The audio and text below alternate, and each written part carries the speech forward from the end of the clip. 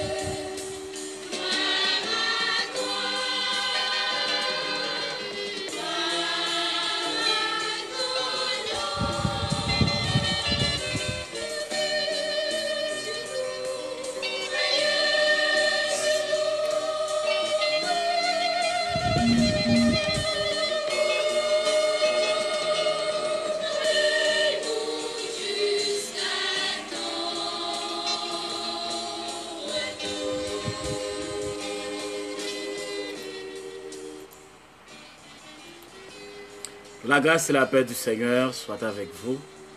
Mes chers amis, soyez bénis. Nous remercions le Seigneur pour sa grâce, sa bonté, sa fidélité. Et encore une fois, il nous a permis d'être ensemble afin de continuer à regarder, à creuser dans sa parole, car sa parole est la vérité. Je salue déjà nos amis qui sont avec nous, Frère Jephté, Aurélus,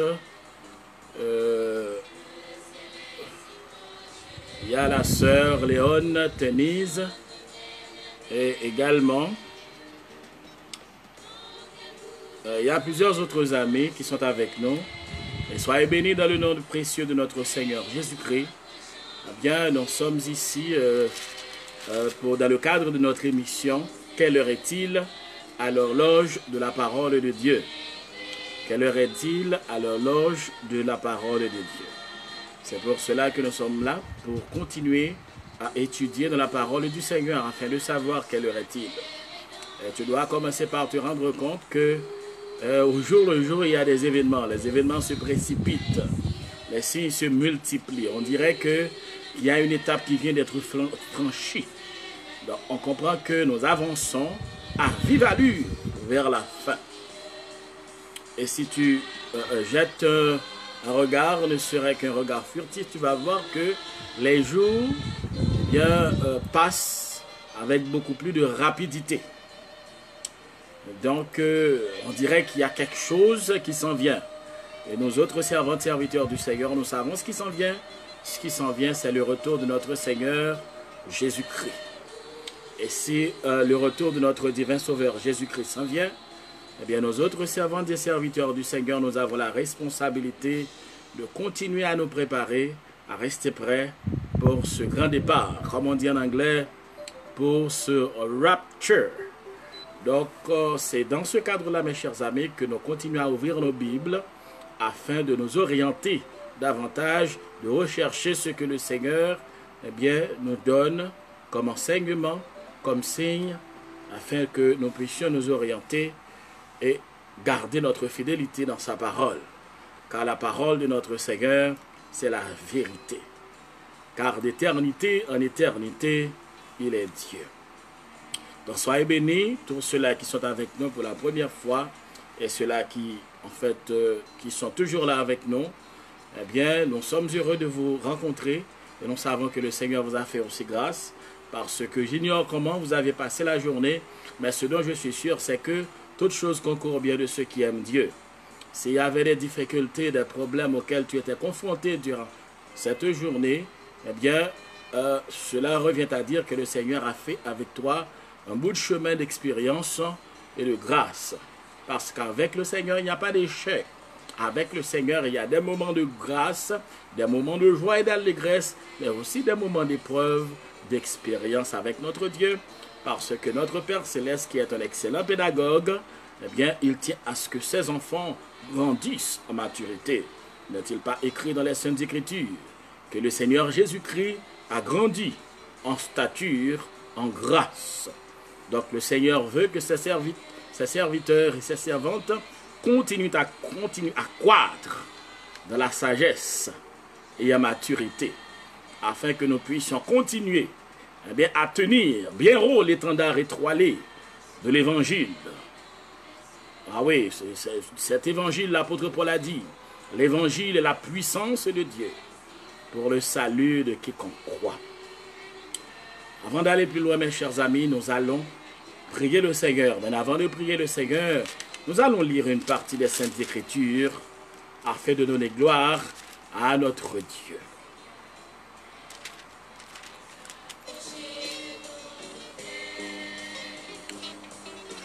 Que Dieu ait pitié de nous, le psaume 67. Que Dieu ait pitié de nous et qu'il nous bénisse. Qu'il fasse luire sur nous sa face,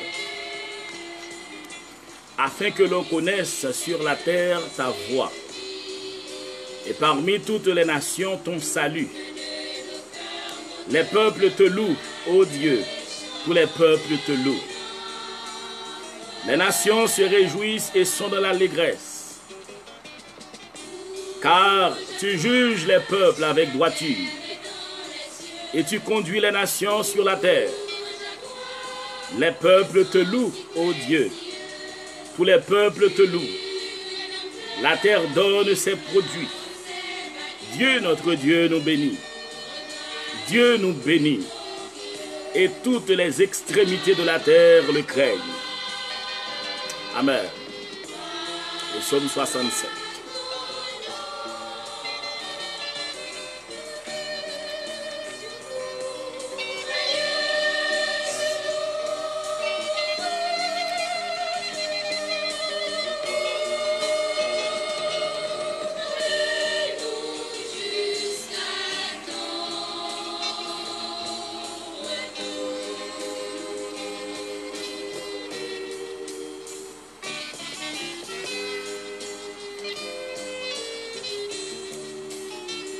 Nous allons prier le Seigneur.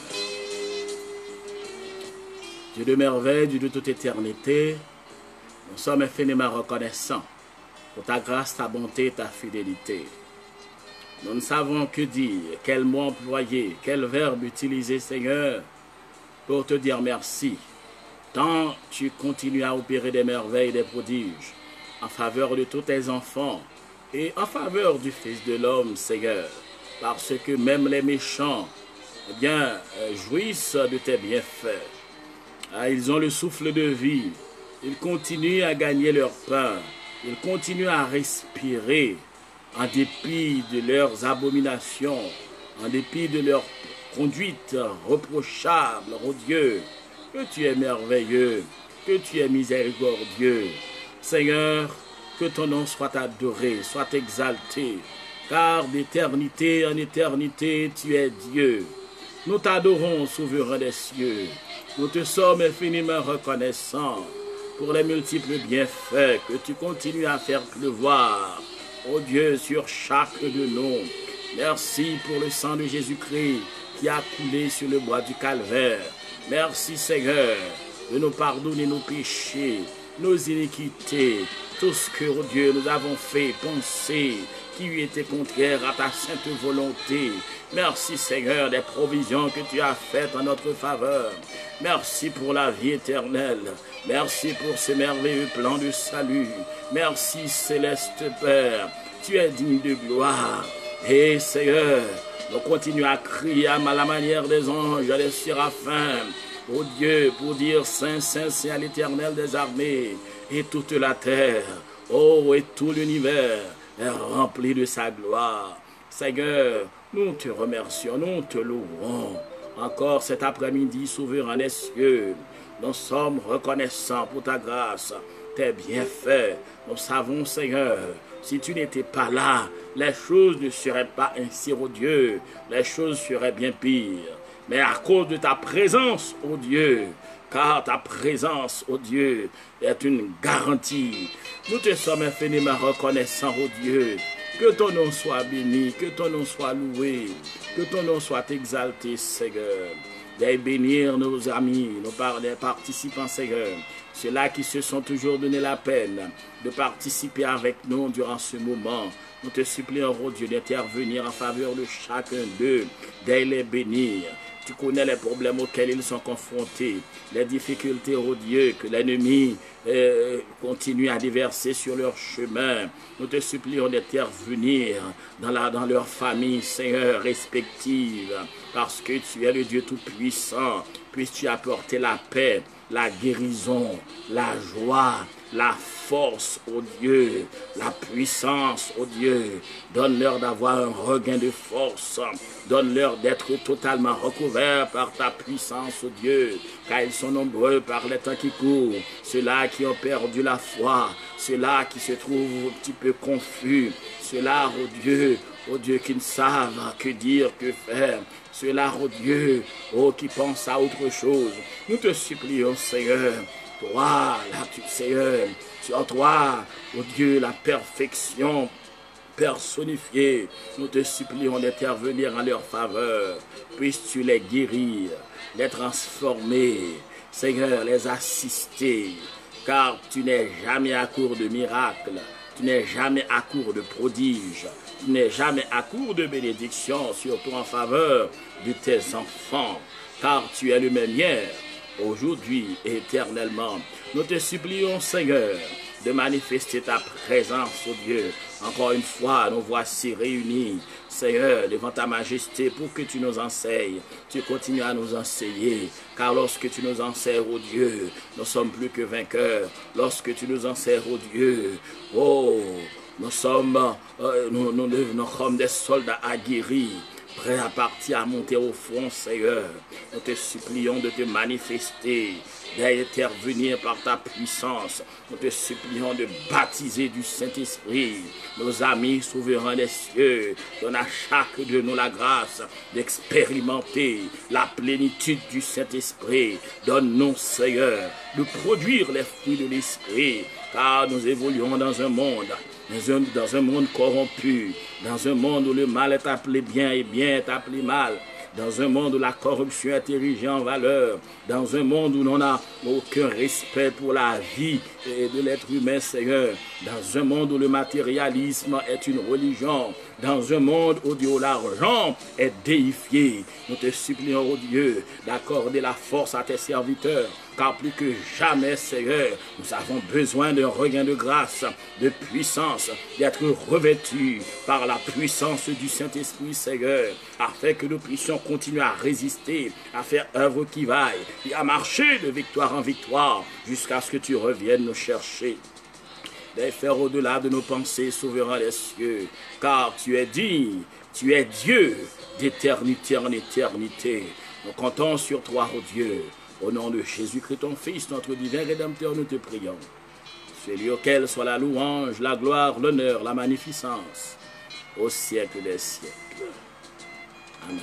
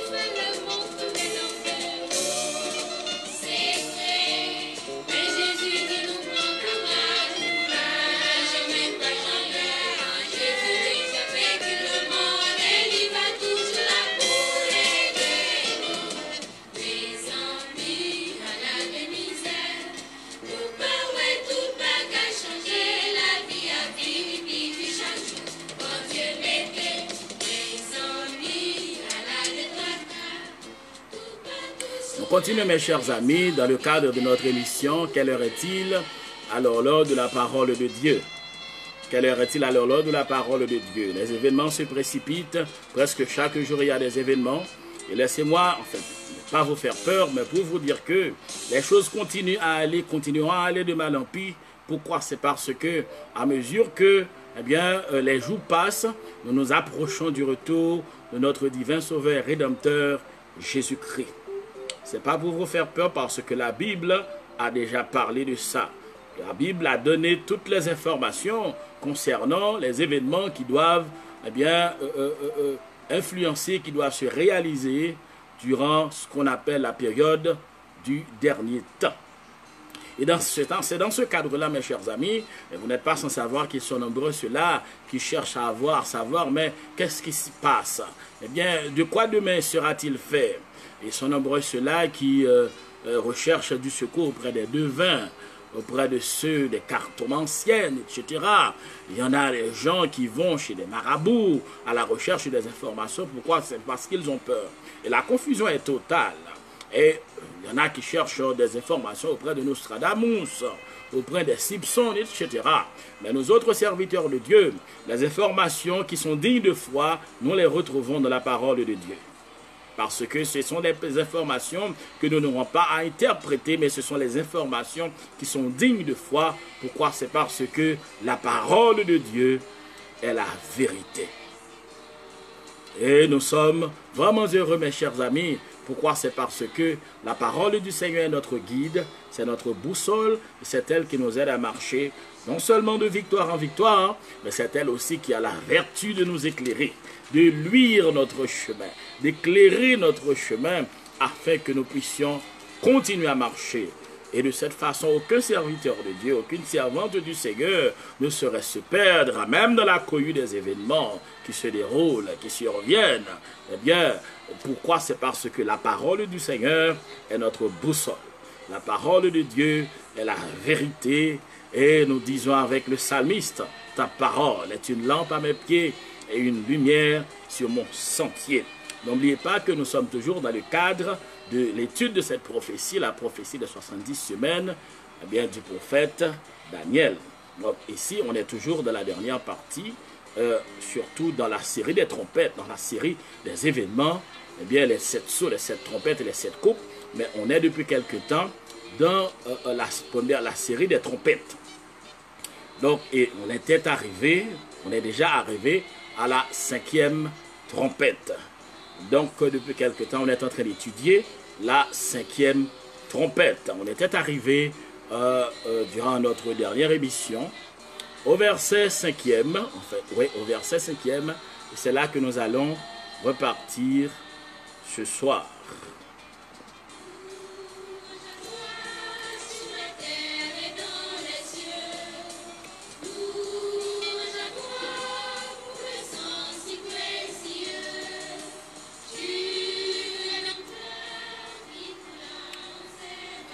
Apocalypse chapitre 9, le verset 5.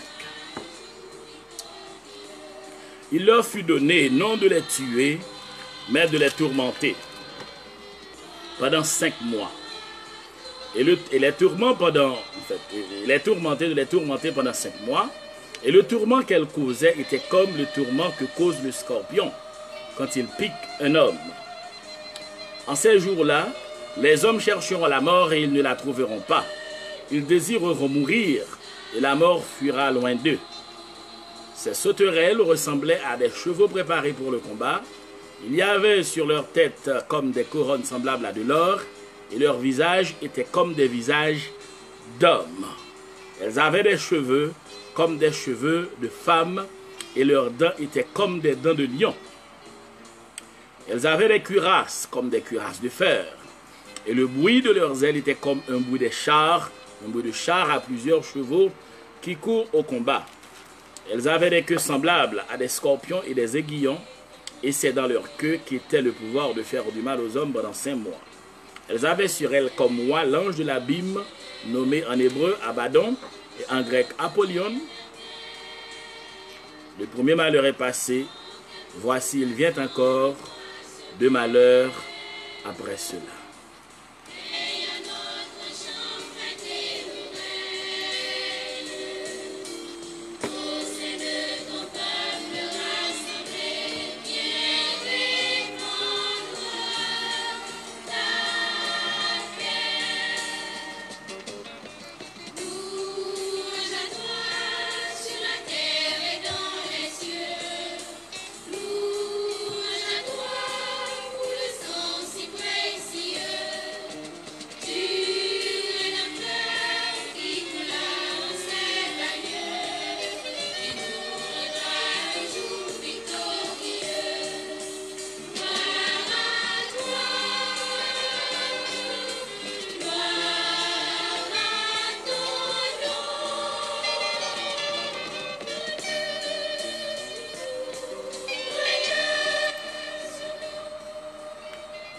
Nous avions déjà commencé à étudier ce malheur. En fait, ce sera un malheur terrifiant. Ce jugement fait partie de la 5e trompette. Où l'apôtre Jean décrit l'image des animaux qui sortent du monde des ténèbres. Alors, comme je vous avais dit, qu'il ne s'agit pas ici de sauterelles naturelles. D'ailleurs, la description que l'apôtre Jean nous donne nous aide à comprendre qu'il s'agira de mauvais esprits, de démons qui viendra du puits de l'abîme, de l'endroit le plus profond de l'abîme. Et ces démons auront pour mission, pour responsabilité de causer beaucoup d'ennuis à l'être humain, plus particulièrement à ceux-là qui sont rebelles, qui refusent d'adorer le Seigneur. Donc la description est énorme. L'apôtre Jean a pris du temps pour décrire ce à quoi ressemblent ces sauterelles. Ce sont des démons. Mais il faut dire aussi que tout ce que l'apôtre Jean a décrit démontre tout ce que ces démons pourront faire durant cette période.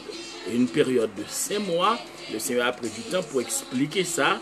Donc, une période d'ennui terrible, d'ennui que l'homme n'aura jamais connu jusqu'à ce jour. N'oubliez pas que ce sera un jour de tribulation, ce sera une époque qui verra s'abattre la colère du Seigneur sur l'humanité. D'abord, on nous dit que ces démons, ces sauterelles, viennent de l'enfer, les forces de l'enfer. On nous dit également ces sauterelles, ces démons, ils sont intrépides. Ça nous aide à comprendre qu'ils se dépêcheront afin de causer le plus d'ennui possible à l'humanité durant cette période. Ça veut dire que les ennuis que causeront ces démons seront plus rapides que même les virus. Par exemple, ce virus a pris du temps pour sortir de l'Asie, pour traverser en Europe, pour arriver en Amérique. Donc on en a entendu parler depuis le mois de novembre, ou bien le mois de décembre. Donc, mais ces démons-là, agiront avec beaucoup plus de rapidité. Les ennuis qu'ils causeront, ces ennuis, feront tache d'huile. Ces ennuis, causeront d'énormes dégâts, et ces dégâts parcourront la terre avec beaucoup plus de rapidité que le virus Corona. Donc on comprend que pendant 5 mois, les êtres humains rebelles qui se sont révoltés contre Dieu auront fort à faire aux piqûres terribles de ces démons. On dit également qu'elles seront intelligentes. Ces démons, en réalité, ce sont des êtres, des esprits mauvais, méchants. En fait, ils ont été créés par le Seigneur. Donc on comprend que ces démons, puisqu'ils épousent le visage d'homme, ça nous aide à comprendre qu'ils s'attaqueront à l'être humain. D'ailleurs, la Bible nous dit qu'en ce jour-là, les hommes chercheront la mort, et ils ne la trouveront pas. Parce que l'ennui, les ennuis auxquels ils seront confrontés seront insupportables. Insupportables, ils chercheront la mort. Ils chercheront la mort, cela veut dire qu'ils chercheront même à se suicider, à se donner la mort, etc. D'ailleurs, par les temps qui courent, l'homme a inventé toutes sortes de moyens afin de pouvoir hâter leur mort. Ce qu'on appelle mourir avec dignité, mourir dignement. Il y a même des gens qui ont légiféré, il y a des pays qui ont légiféré pour ça, afin que les gens puissent demander l'aide à mourir. Ils trouvent vraiment des mots assez éloquents, des mots intéressants pour qualifier le suicide, bien entendu, parce qu'en réalité, ce n'est que du suicide lorsque quelqu'un désire mettre fin à sa vie. On trouve un autre terme pour dire cela. On dit qu'il s'agit de l'aide à mourir. Il faut dire que si, au moment où je vous parle, il existe dans certains pays une législation pour apporter de l'aide à des personnes qui veulent mettre fin à leur jour, durant cette époque-là, les ennuis que causeront ces démons seront tellement insupportables, l'homme ne pourra pas. Ça veut dire que l'homme ne songera même pas à se suicider. Lorsque l'homme voudrait se suicider, mais c'est comme l'envie, la capacité, la possibilité de le faire, s'éloignera de l'être humain. D'ailleurs, on nous dit que ces démons seront pourvus d'une intelligence afin qu'ils puissent causer beaucoup de dégâts à l'être humain. On nous dit aussi qu'ils seront insensibles à la souffrance humaine. N'oublie pas que ces démons, eh bien, sont des démons qui sont liés. Par exemple, au moment où nous faisons cette émission, ces démons sont encore liés dans le puits de l'abîme, ce qu'on appelle, c'est pas le Hadès, mais c'est l'endroit le plus profond, ce qu'on appelle le Tartarus. Donc c'est là que se trouvent ces démons. Eh bien, ils sont liés depuis la nuit des temps. Donc on comprend très bien que lorsqu'ils seront relâchés avec cette possibilité, eh bien, de causer beaucoup de souffrance, eh bien, ils n'auront, en fait, ce sont des démons, ils n'ont rien de sensible. D'ailleurs, ils prendront plaisir à causer de la souffrance à l'être humain. D'ailleurs, ce sera leur plus grand plaisir de faire souffrir l'être humain. D'ailleurs, ce sont des démons. Et là encore, c'est une occasion pour vous dire, mes chers amis, que Satan ne souhaite même pas le bien de ceux-là qui les servent. Satan, quelqu'un qui sert le diable, eh bien, c'est pour son malheur. Parce que Satan ne désire rien de bon pour ceux-là qui lui servent. Satan ne désire rien de bon pour l'être humain. D'ailleurs, le diable est l'être humain. Pourquoi? C'est parce que l'être humain a été créé à l'image de Dieu et selon sa sainte ressemblance. Donc, Satan use de ruse, use de malice, concocte des pièges, eh bien, fagote toutes sortes de choses afin de pouvoir attirer dans des pièges les êtres humains qui sont créés à l'image de Dieu. Satan offre de l'argent, c'est pas parce qu'il veut. Écoute, quelqu'un qui sert le diable, Satan lui offre de l'argent. Satan peut lui offrir le luxe. Satan peut lui offrir des moyens, parfois des moyens colossaux, afin qu'il puisse gagner sa vie. Mais en réalité, ce n'est pas par amour que le diable le fait. C'est pour mieux, eh bien, te détruire. Parce que le diable est l'être humain. Pourquoi? C'est parce que l'être humain est créé à l'image de Dieu et selon la ressemblance du Seigneur. Satan sait très bien ce qu'il fait. D'ailleurs, il prend plaisir à faire souffrir les êtres humains. Mais malheureusement, en dépit de cette main tendue que Jésus-Christ, eh bien, continue à offrir sa main, dans sa main la croix, la vie éternelle, l'homme refuse de se laisser toucher par la parole de Dieu. Mais c'est pour leur malheur. Pourquoi? C'est parce que le diable t'offre beaucoup de plaisir, mais c'est pour te détruire, mieux te détruire.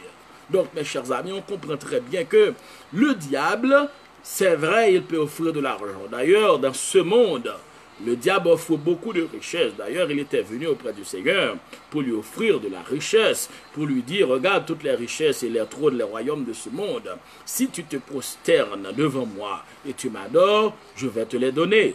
Et le Seigneur l'avait chassé pour lui dire, eh bien, tu dois obéir et te soumettre, adorer Dieu et seulement Dieu, le Tout-Puissant. Mais le serviteur du Seigneur, eh bien, doit adorer le Dieu Tout-Puissant. Mais le diable, quelqu'un qui sert le diable, eh bien, le diable peut se montrer sensible. Le diable peut dire, je vais te venger, etc. Mais c'est pour te détruire. Pourquoi? C'est parce que il n'a pas d'amour dans le diable. Le royaume du diable est incompatible à l'amour. C'est l'amour, c'est Dieu. D'ailleurs, Dieu est amour. Donc c'est pour cela que le Seigneur continue à t'offrir eh bien, le salut éternel. Non seulement il a donné sa vie sur le bois du Calvaire, mais jusqu'à présent il continue. Il tend sa main en direction de toute l'humanité pour leur offrir la vie éternelle, le salut éternel.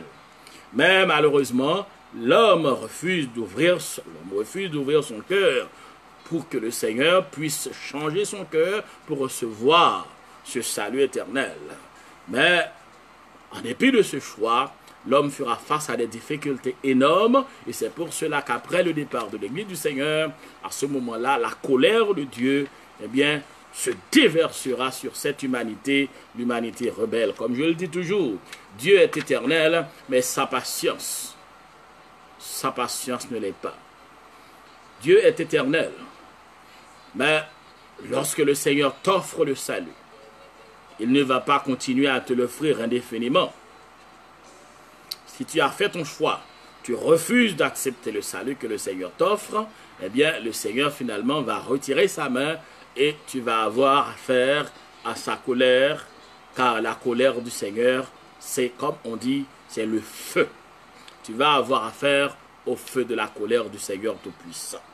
Donc, on comprend que lorsque la parole de Dieu nous dit que ces êtres sont insensibles, oui, ils sont insensibles, d'ailleurs, ce sont des démons, ils sont libérés afin de causer, eh bien, beaucoup de nuit à l'humanité rebelle, cette humanité qui est à ce moment-là, qui sera à ce moment-là dirigée par le diable avec son gouvernement mondial, dirigée aussi par l'Antichrist, le faux prophète, le dragon rouge. Ce sera vraiment un triumvirat satanique. Elles seront pratiquement invincibles. Nul ne pourra lutter contre elles. Donc on comprend que ces démons, eh bien personne ne pourra les vaincre. Lorsque la Bible nous dit que personne ne pourra vaincre ces démons, ce n'est pas parce que ces démons sont invincibles. C'est parce que, eh bien, ils ont reçu l'autorisation de frapper, parce que n'oublie pas qu'en ce temps-là, ce sera la colère de Dieu. L'Église du Seigneur n'est plus sur terre, c'est la colère du Seigneur qui est en train de se déverser sur l'humanité.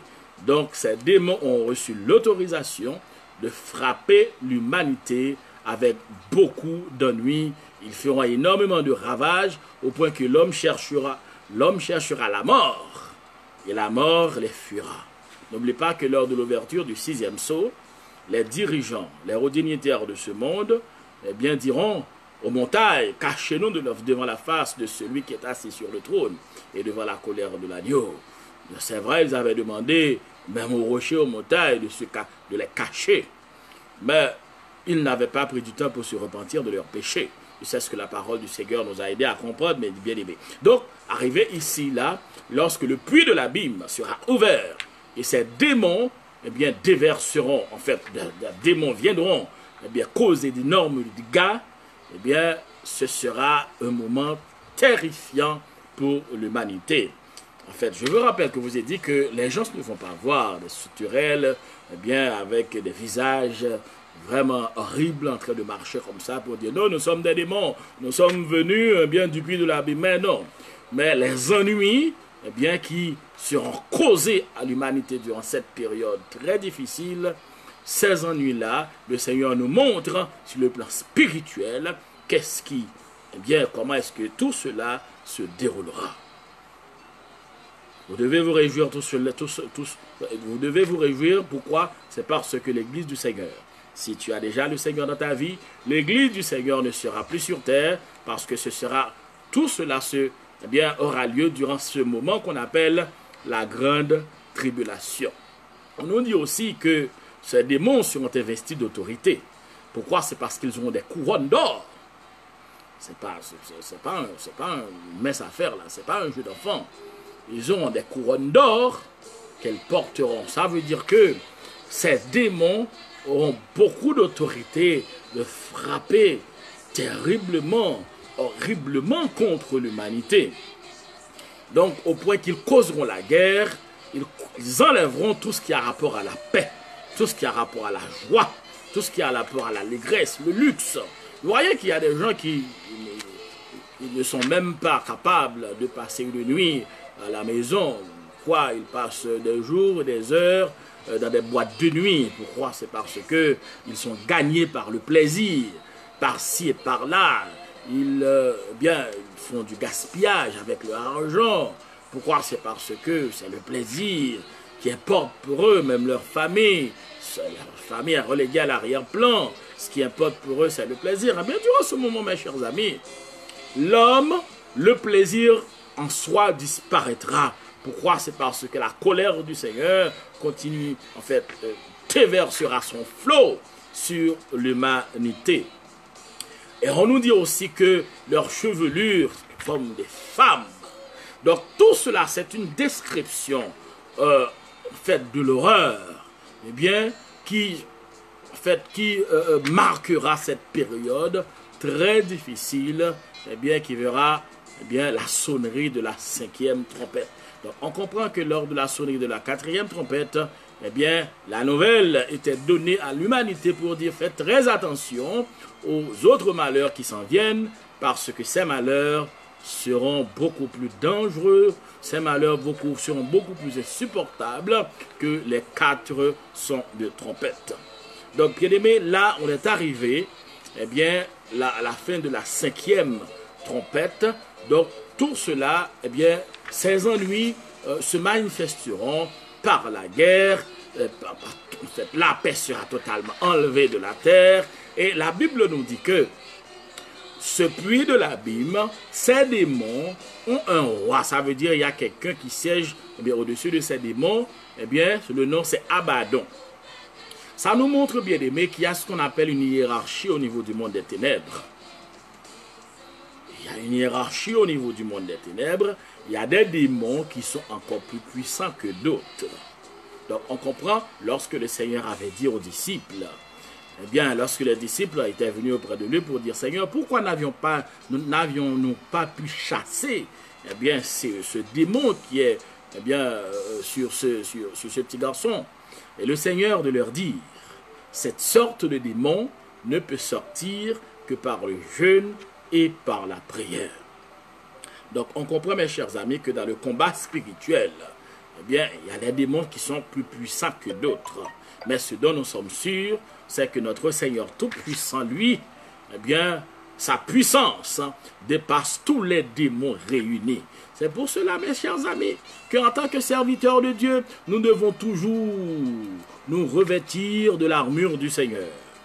Parce qu'en tant que soldats du Seigneur, eh bien, le Seigneur nous a dit, dans l'épître de Paul aux Éphésiens, car nous n'avons pas à lutter contre la chair et le sang, c'est contre les dominations, contre les autorités, contre les princes de ce monde de ténèbres et contre les esprits méchants dans les lieux célestes. Cela veut dire que sous l'onction du Saint-Esprit, l'apôtre Paul nous a déjà donné, eh bien, l'hiérarchie, nous a déjà décrit l'hiérarchie du monde des ténèbres. Donc il y a des démons qui sont encore plus puissants que d'autres. Donc avec toute cette description que l'apôtre Jean nous donne, eh bien, cela nous aide à comprendre que ces démons qui eh bien, viendront du puits de l'abîme, sous la direction de cet Abaddon, eh bien, seront parmi en fait, les démons les plus méchants, les plus cruels, et c'est pour cela d'ailleurs qu'ils sont enfermés, qu'ils sont incarcérés, qu'ils sont enchaînés dans le puits de l'abîme depuis la nuit des temps. Donc si tu jettes un regard dans ce monde-là, où il y a des démons qui saccagent l'humanité, on peut se demander, mais en fait, d'ailleurs, les gens disent que bon, on en a assez, il y a trop de malheur dans ce monde, trop de difficultés, on ne peut pas vivre, on ne peut trouver du boulot, etc. Des crimes, des assassinats, toutes sortes de choses mauvaises, bien, se font. Donc, les gens commencent même à rendre l'âme de terreur.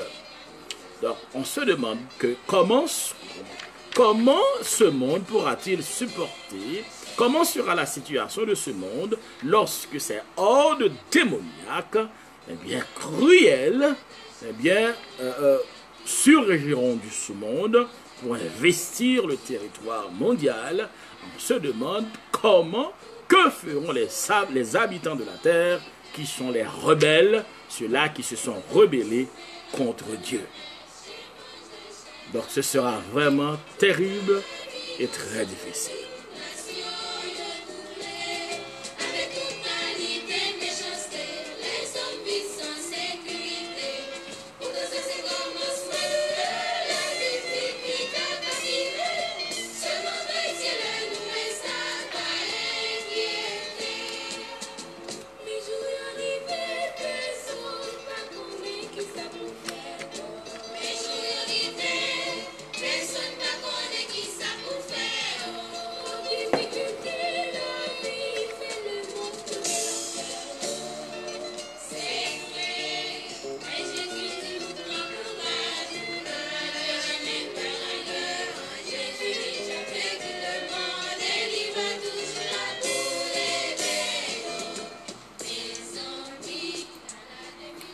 Donc on comprend, mes chers amis, la situation, ce à quoi on est en train d'assister dans ce monde, n'est rien à côté de ce qui se produira lorsque ces trompettes du jugement de Dieu résonneront, retentiront dans le ciel. N'oubliez pas que ici, il ne s'agit pas de la trompette de l'enlèvement de l'Église. D'ailleurs, l'Église aura été déjà enlevée. Il s'agit des trompettes du jugement de Dieu. Je vous rappelle qu'il y a 3 séries de jugements. Il y a les jugements des sceaux, qui sont des jugements préventifs. Pourquoi? C'est parce que, selon la parole de Dieu, ces jugements doivent atteindre un quart de l'humanité. Mais pour les trompettes, c'est un tiers de l'humanité. Et pour les coupes, c'est toute l'humanité. Eh bien, toute l'humanité qui sera la cible, eh bien, de la colère du Tout-Puissant. Donc, jusqu'à présent, mes chers amis, comme je vous l'ai déjà dit, le Seigneur agit de façon graduelle à augmenter eh bien, l'intensité des jugements. Tout cela parce que notre Dieu n'est pas un Dieu vengeur en essence. Il est un Dieu d'amour. Un Dieu d'amour et de justice. Il est un Dieu d'amour et de justice. Cela veut dire qu'il sait récompenser ses serviteurs. Il sait récompenser ses servantes. Mais il sait récompenser aussi les méchants.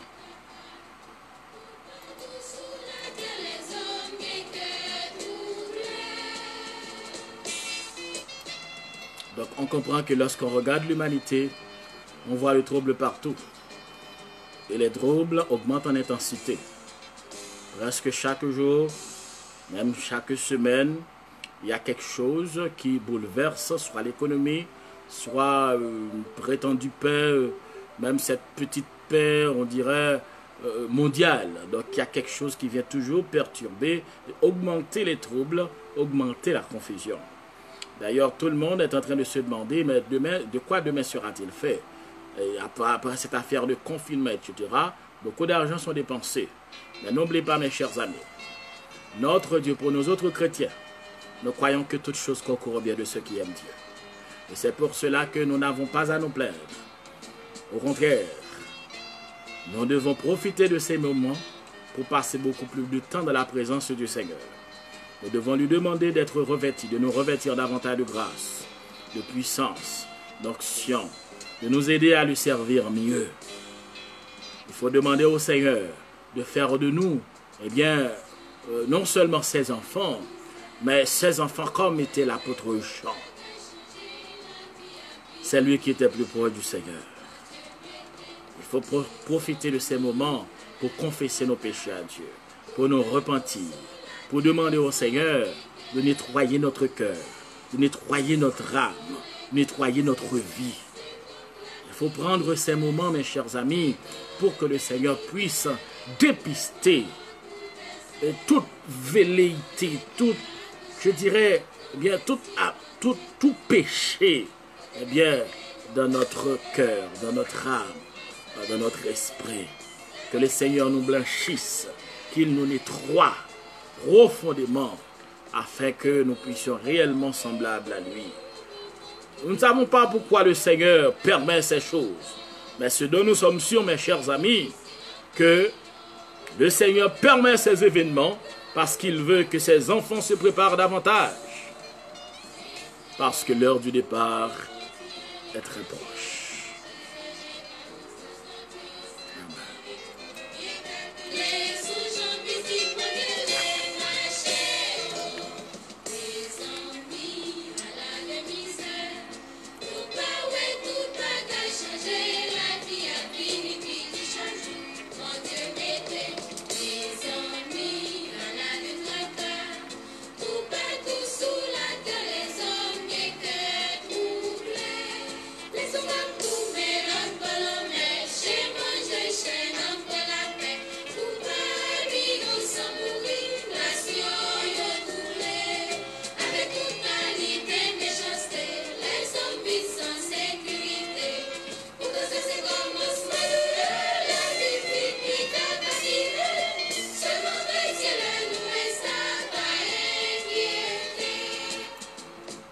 Donc cela veut dire que les jours continuent à aller de mal en pis. Donc les serviteurs de Dieu ne doivent pas être rangés, oui, ne doivent pas être rangés au rang de ceux-là qui ont peur, de ceux-là qui tremblent, de ceux-là qui ne savent que faire, que dire. Mais au contraire, nous devons nous retrouver parmi ceux-là qui se prosternent, qui prennent plaisir à se prosterner devant la majesté du Seigneur, à louer son nom, à l'adorer, à lui donner gloire, parce qu'il le mérite. Prions le Seigneur.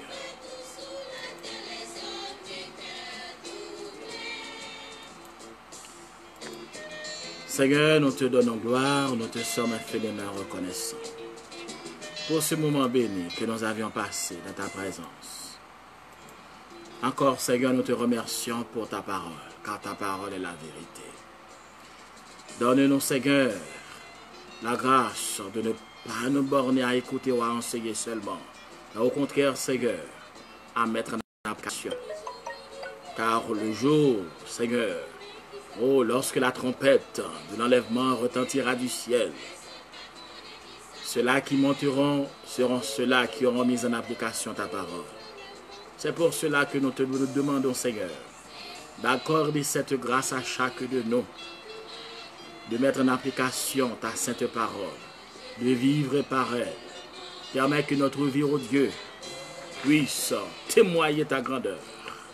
Donne-nous, Seigneur, d'être remplis du Saint-Esprit, d'être remplis du Saint-Esprit, d'être remplis du Saint-Esprit, Seigneur, afin que nous puissions, oh Dieu, remporter toutes sortes de victoires sur les attaques du diable, de marcher de victoire en victoire, afin de paraître debout devant le Fils de l'homme, comme il nous est demandé dans ta parole, souverain des cieux.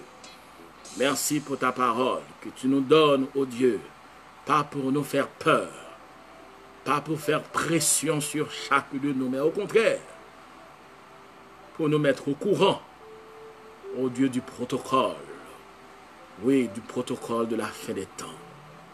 Donne à chaque de nous cette grâce, ô Dieu.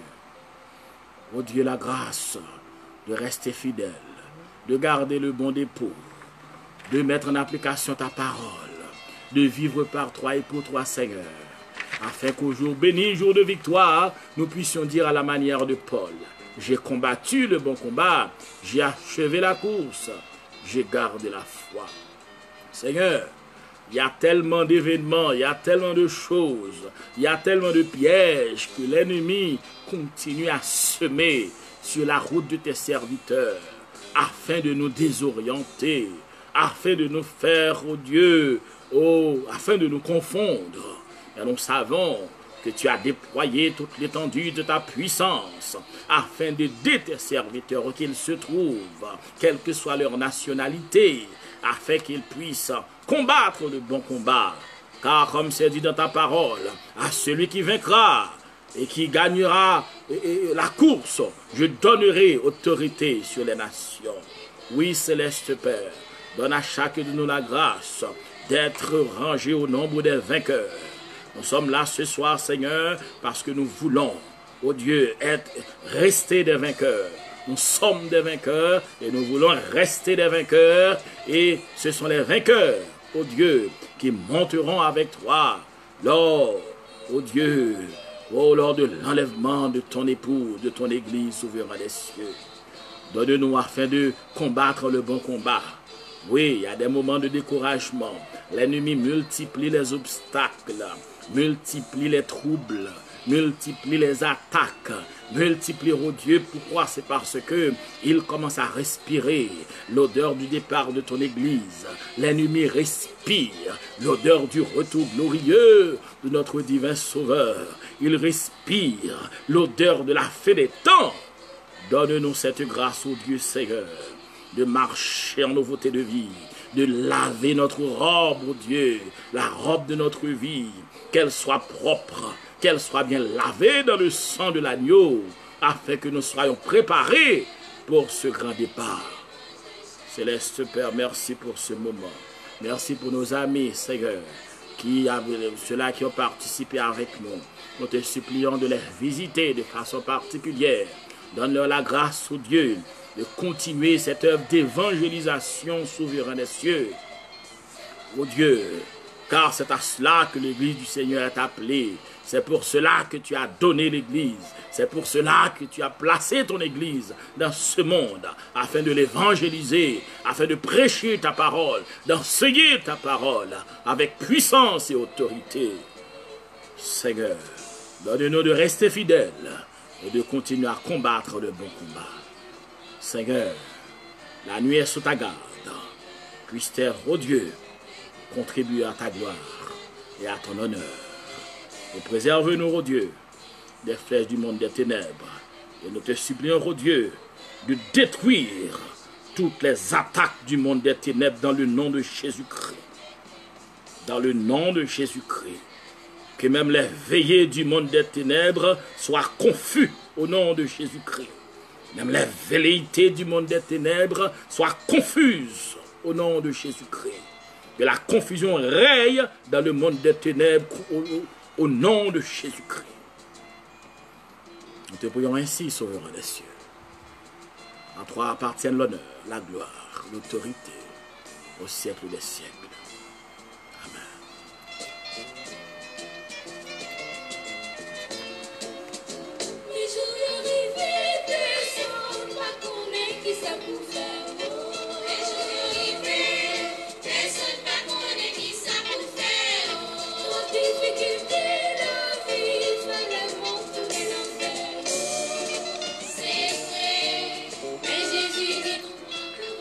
Mes chers amis, encore nous disons merci à notre Dieu qui avait permis que nous soyons encore autour de son trône pour que par le moyen de son Saint-Esprit, il puisse nous enseigner sa parole.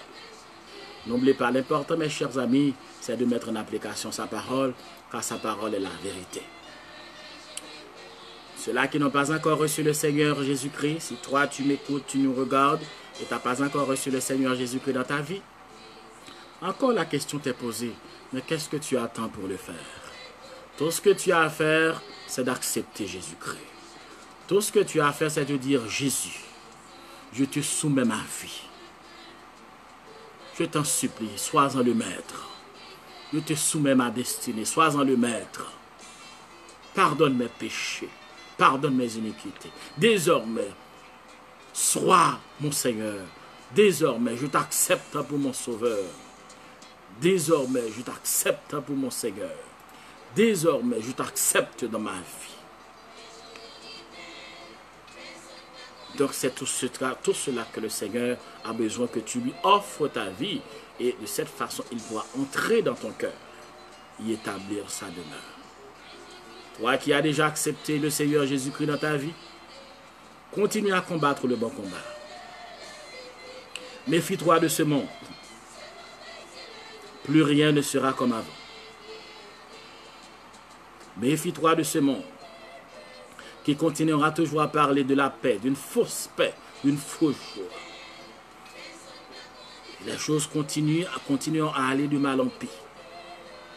C'est le Seigneur Jésus-Christ qui va venir. Puisse le Seigneur t'accorder la force de continuer à rester fidèle. Tu sais ce que l'ennemi va faire? Il va augmenter les moments de trouble. Il va augmenter les situations, les tracas, les souffrances, de façon à te faire perdre la foi, de façon à te désorienter. Tu dois toujours rester au pied de la croix pour demander au Seigneur la force afin de rester debout.